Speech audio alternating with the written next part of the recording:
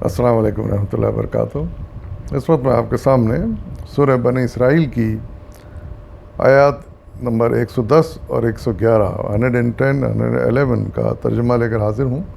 یہ سورہ بنی اسرائیل کی آخری آیات ہیں۔ سماعت فرمائیے۔ اعوذ باللہ من الشیطان الرجیم، بسم اللہ الرحمن الرحیم۔ اے نبی، ان سے کہو اللہ کہہ کر پکارو یا رحمان کہہ کر، جس نام سے بھی پکارو اس کے لیے سب اچھے نام ہیں، اور اپنی نماز نہ بہت زیادہ بلند آواز سے پڑھو اور نہ بہت پست آواز سے، ان دونوں کے درمیان اوسط درجے کا لہجہ اختیار کرو، اور کہو تعریف ہے اس خدا کے لیے جس نے نہ کسی کو بیٹا بنایا اور نہ کوئی بادشاہی میں اس کا شریک ہے، اور نہ وہ عاجز ہے اور نہ ہی اس کا کوئی پشتیبان یا ولی ہے، اور اس کی بڑائی بیان کرو، یعنی کمال درجے کی بڑائی۔ صدق اللہ العظیم۔ ان آیات میں اللہ تعالیٰ نے ایک ہدایت نازل فرمائی تھی، گو کہ یہ اس وقت کے لیے تھی جب وہ صلی اللہ علیہ وسلم ان کے درمیان میں موجود تھے، اور اسلام کی تبلیغ کا سلسلہ بھی جاری تھا اور مخالفت کا بھی سلسلہ جاری تھا کفار مشرکین کی طرف سے۔ ان حالات کا ذکر کرتے ہوئے مولانا سید عبداللہ مودودی رحمۃ اللہ علیہ لکھتے ہیں اپنی تفسیر میں، ابن عباس کا بیان ہے کہ مکے میں جب نبی صلی اللہ علیہ وسلم اور دوسرے صحابہ نماز پڑھتے وقت بلند آواز سے قرآن پڑھتے تھے تو کفار شور مچانے لگتے اور بعض اوقات گالیوں کی بوچھاڑ شروع کر دیتے تھے۔ اس پر حکم ہوا کہ نہ تو اتنے زور سے پڑھو کہ کفار سن کر ہجوم کریں، اور نہ اس قدر آہستہ پڑھو کہ تمہارے اپنے ساتھی بھی نہ سن سکیں۔ یہ حکم صرف انہی حالات کے لیے تھا۔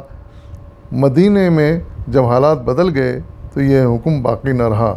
البتہ جب کبھی مسلمانوں کو مکے جیسے حالات سے دوچار ہونا پڑے، انہیں اسی ہدایت کے مطابق عمل کرنا چاہیے۔ تو یہ وہ وجہ تھی اس آیت نزول کی۔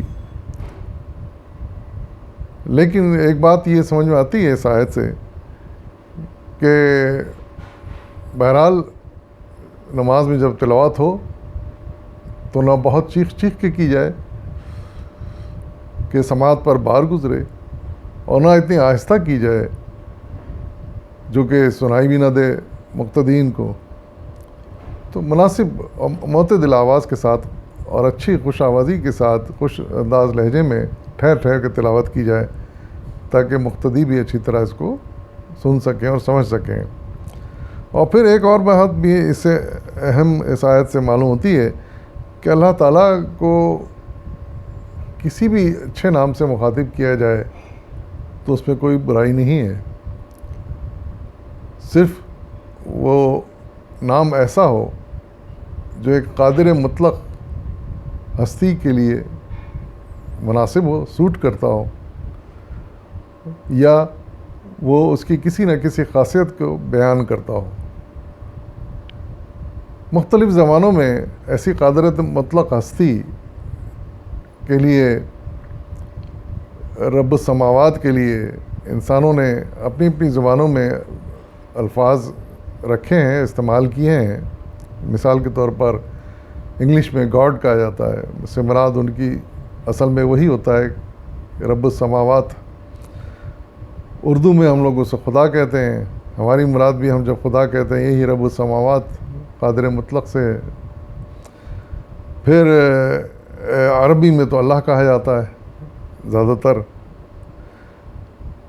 ہندی میں ایشور کہا جاتا ہے، اس سے بھی ان کی مراد وہی آسمان والا، اوپر والا جو اس کائنات کو چلا رہا ہے ہوتا ہے۔ لیکن جس نام میں بھی کوئی شرک کا کوئی شائبہ ہو اس کو اوائڈ کرنا چاہیے، اس کا استعمال نہیں کرنا چاہیے۔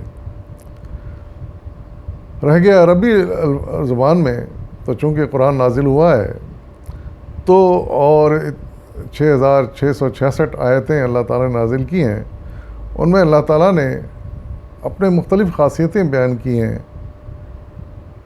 مختلف صلاحیتیں بیان کی ہیں، تو ان کے لیے مختلف الفاظ استعمال کیے، جیسے رحمان، رحیم، قادر،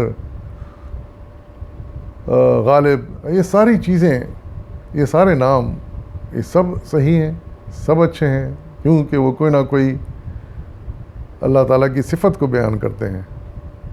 تو کسی بھی نام کو ہم استعمال کر سکتے ہیں، لیکن وہ نام اچھا ہونا چاہیے، ایسا ہونا چاہیے جو اللہ تعالیٰ کی ذات کو زیب دے۔